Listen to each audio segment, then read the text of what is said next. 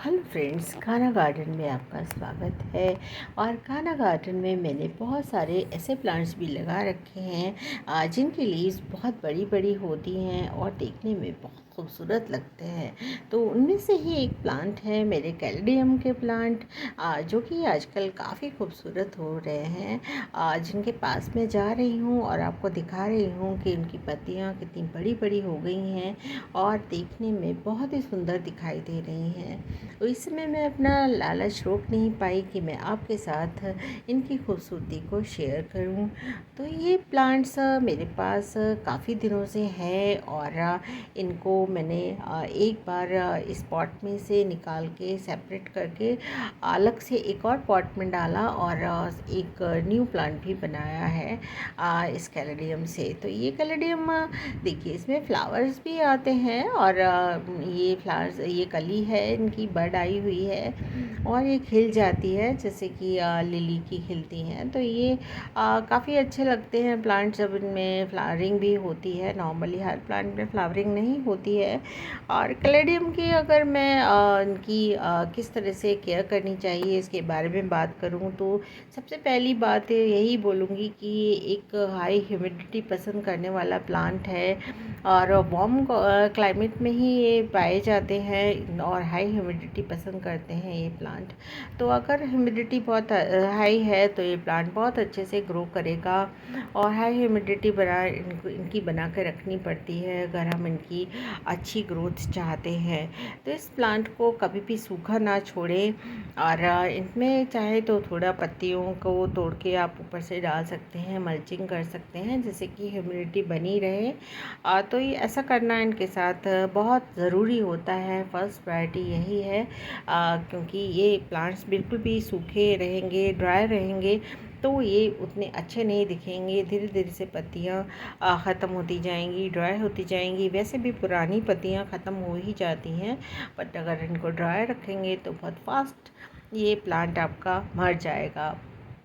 ये प्लांट वैसे भी विंटर्स पसंद नहीं करता है। तो ऐसे जगहों पे जहाँ पे कि बहुत लंबी विंटर्स पड़ती हैं और इन प्लांट को अगर लोग अंदर रखना चाहते हैं, आउटडोर रखना नहीं रख सकते और इंडोर रखना चाहते हैं, तब अगर वहाँ सेंट्रली अब हीटिंग सिस्टम लगा हुआ होता है तो ये प्लांट सरवाइव नहीं कर पाते हैं। काफ़ी मुश्किल होता है ह्यूमिडिटी बना कर रखना, क्योंकि बिल्कुल ड्राई हो जाता है अंदर का एटमॉस्फेयर। तो ये प्लांट वापस अगर आप उगाना चाहते हैं तो इनकी बल्ब्स मिट्टी में पड़ी रहती हैं और उसके बाद जब स्प्रिंग का टाइम आता है तो ये वापस फिर से निकल आते हैं और ग्रो होने लगते हैं। तो खैर, अब मैं तो पुणे में रहती हूँ और यहाँ का मौसम ऐसा है कि मेरे पास ये पूरे साल प्लांट रहता ही है। बस ये सन को पसंद ना करने वाला प्लांट है, तो मुझे ऐसे एरिया में इसको रखना पड़ता है जहाँ पर कि धूप बिल्कुल ना आती हो या बिल्कुल मॉर्निंग की धूप आती हो बिल्कुल हल्की हल्की। तो बड़े पेड़ों की छाँव में ही मुझे इसको रखना पड़ता है। फर्टिलाइज़ मैं इसको ईयरली ही करती हूँ और काऊ डंग मैन्योर ही डालती हूँ या एनपीके भी मैं कभी कभी इसमें डालती हूँ। इसके अलावा मैं इसको और कुछ नहीं देती। आप चाहें तो कोई लिक्विड फर्टिलाइज़र इसको 6 महीने में भी दे सकते हैं। ये प्लांट बल्ब से ग्रो करता है और इनको सेपरेट करना काफ़ी आसान होता है, बट उस प्लांट को आपको निकालना पड़ेगा पॉट से और इसको सेपरेट करके आप 2 प्लांट्स में कन्वर्ट कर सकते हैं। तो मिट्टी जो भी इसकी बनाएं उसको थोड़ा ऐसा रखना पड़ेगा कि आप उसमें से पानी इजीली निकालना ज़रूरी हो, क्योंकि पानी नहीं निकलेगा तो फिर पानी ठहर जाएगा और प्लांट के मरने की बहुत चांसेस हो जाएंगे। तो इस प्लांट के लिए पहली प्रायोरिटी है हाई ह्यूमिडिटी।